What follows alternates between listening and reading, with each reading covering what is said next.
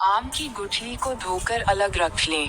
जून या जुलाई के महीने में इसे सड़क किनारे, पार्क में या खाली जमीन पर लगा दें।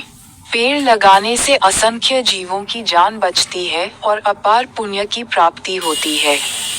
पेड़ लगाने से यज्ञ के समान फल मिलता है। प्राचीन ग्रंथों में भी इस बात की चर्चा है कि नीम या आम का पेड़ लगाने से सभी तरह के कष्टों से मुक्ति मिलती है।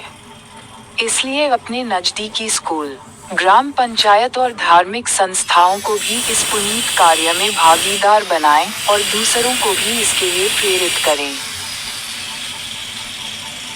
आयामों का विवेचन संपूर्ण मानव सभ्यता काल में दार्शनिक चिंतन एवं वैज्ञानिक विश्लेषण का विषय रहा है। भारतीय वाद, गमय, उपनिषद, पुराण आदि इस प्रकार के दार्शनिक चिंतन से ओतप्रोत हैं, जिससे मानव प्रकृति साहचर्य एवं सामंजस्य पर बल दिया गया है। भारत में स्वस्थ एवं आनंदमय मानव जीवन की कुंजी, योग की अवधारणा मानव प्रकृति सहयोग के मूलाधार पर ही अवलंबित है। उसी प्रकार ग्रीक गाया प्राकल्पना प्रकृति, पृथ्वी को मां का दर्जा प्रदान करने पर बल देता है। आधुनिक भूगोल के अभ्युदय काल में हुम्बोल्ट एवं रीटर भी मानव प्रकृति संबंध की इसी भावना से अभिभूत रहे। 18वीं से विद्यमान शताब्दी तक जैव या पारिस्थितिकी संतुलन केंद्रित विचारधाराएं भी मानव प्रकृति के मध्य सामंजस्यपूर्ण अंतर्संबंध के हिमायती हैं। मानव प्रकृति के मध्य साहचर्य पोषक विचारों की भी दो उपधाराएं मिलती हैं न क अनुशासनात्मक अर्थात मानव द्वारा प्रकृति से साहचर्य स्थापित करना वांछित है, तथा ख विवरणात्मक अर्थात मानव प्रकृति अंतर्संबंध साहचर्य मूलक होते हैं।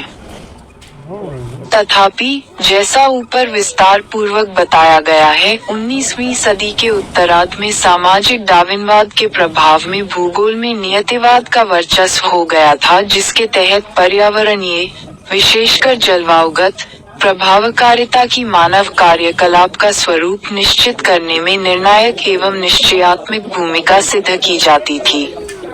इसका मुख्य बिंदु था मनुष्य के सामाजिक यहाँ तक कि व्यक्तिगत जीवन में आजीविका, निर्वनीकरण पर अंकुश तथा वनों का दुरुपयोग एवं क्षति निवारण।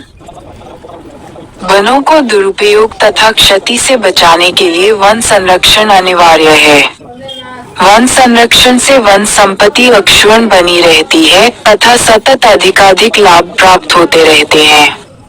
वन संरक्षण के लिए एक निश्चित नीति एवं सुव्यवस्था में आग की रोकथाम को सर्वाधिक महत्व देना चाहिए। वनों में कोई ऐसा कार्य नहीं करना चाहिए जिससे आग लगने की जरा भी संभावना हो। वनों को आग से बचाने का सर्वश्रेष्ठ उपाय पूर्व निवारण अथवा सावधानी है। वन में विभिन्न स्थानों पर निर्मित निरीक्षण गृहों के बीच संचार व्यवस्था होना चाहिए। वनों में आग लगे हुए स्थल को तुरंत देखने के लिए वायुयान द्वारा वन को देखरेख तथा अत्याधुनिक संभार का भी उपयोग किया जा सकता है। जब वन सूखा हो उस समय अधिक देखरेख की आवश्यकता होती है। संयुक्त राज्य अमेरिका में वनों को ज्वलनशीलता को वैज्ञानिक ढंग से मापा जाता है तथा इसकी सूचना बराबर दी जाती है।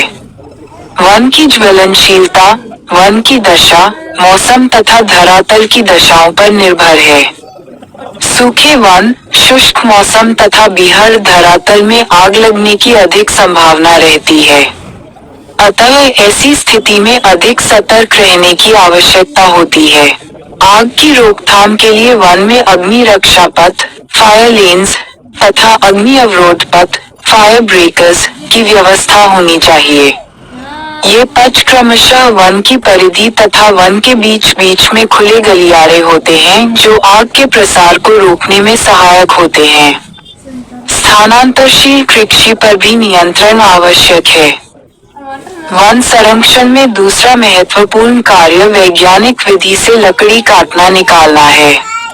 वन से परिपक्व पेड़ों को निकाल देना अनिवार्य होता है।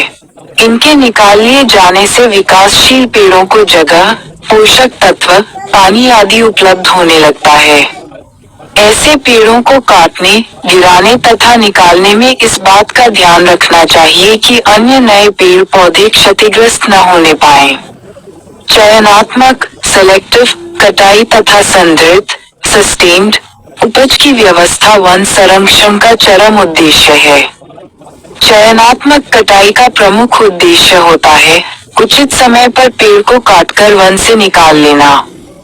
संदृढ़ उपज व्यवस्था के अंतर्गत किसी भी वन प्रांतर को उतने भागों में विभक्त